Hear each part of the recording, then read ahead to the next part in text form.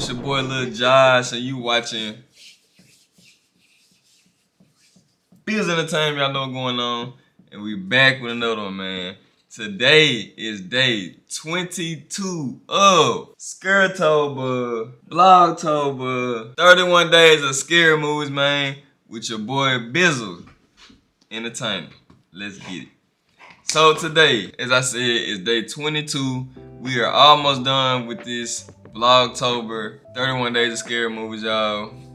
We got what's that, 9 days left. So yeah, we came a long way. We dwindling down to the end, and I'm glad that we made it this far, and we're gonna keep it rolling. I couldn't do the double review today because I woke up late, had a long night at work, so I had to get my rest in. But we did get one in, and the movie that we did get to watch was The Exorcist of 1973, I believe. With that being said, let's get into this movie. This is a horror/mystery movie of 1973, and this movie is a movie I believe everybody has heard of back in the day. Even if you didn't watch it, you've heard of it or seen like the girl that has played this movie or whatever. It's a familiar movie, but me personally, I've never watched it until today or yesterday.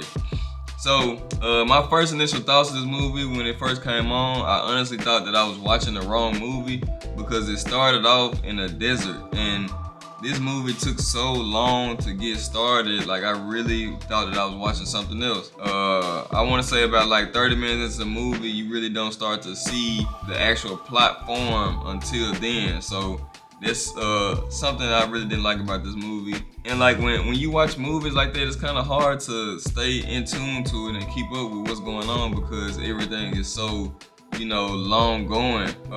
If you watch this movie, you definitely have to like just tune in the whole time, which is gonna be kind of hard because it takes a long time to get formed. I feel like the camera angles were like kind of the standard for this time. I mean, it wasn't any really crazy camera angles. I think this movie kind of focused more on, really focused on like the on-screen part of things. It really didn't focus on camera angles, but like what was happening, what you're looking at, and like the soundtrack that they had to make for like the Exorcist scene and things like that are, I feel like, what they really focused on. The story, like I said, it was okay. I still didn't fully understand it because I just couldn't retain my attention like that. The acting, I would say, is pretty good. It wasn't anything that just completely stood out to me, but it was good enough to where like I didn't like have a hard time watching it. Like I said, the main thing about this movie was that there was an exorcist that needed to happen. Exorcism that needed to happen. The doctors, they thought that she had some type of mental illness or something like that, but it really wasn't. And so that's the main thing about this movie, but they don't really get to that until further on down the line.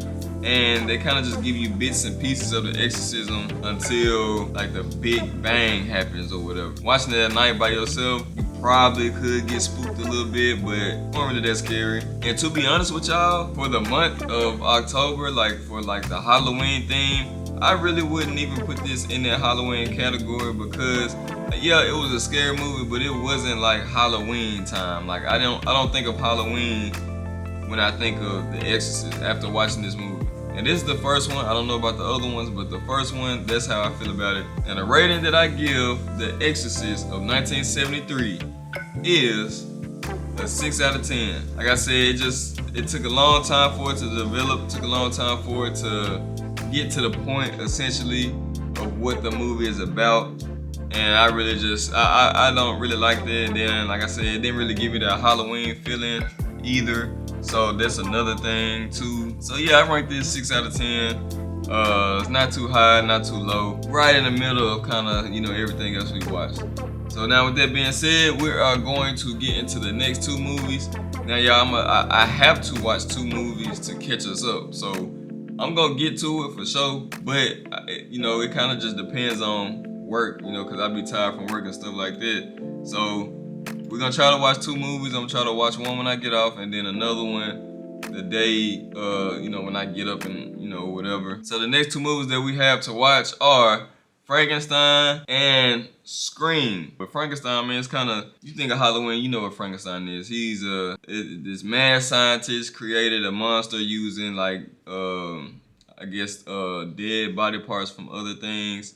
and created a living monster, and now he's trying to get him back and stuff like that because the monster ran away or something like that. That's basically the story of Frankenstein.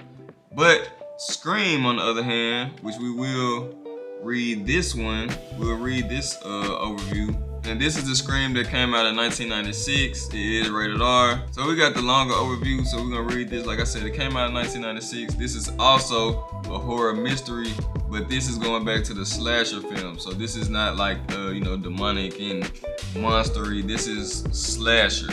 This is the slasher category we're going back to. So, the overview for Scream 1996 is: Wes Craven reinvented and revitalized the slasher horror genre with this modern horror classic, which manages to be funny, clever, and scary as a fright masked knife maniac stalks high school students in middle class suburbia. Craven is happy to provide both tension and self-parody as the body count mounts. But the victims aren't always the ones you'd expect. This movie came out on December 20th, 1996. Of course, the director is Wes Craven.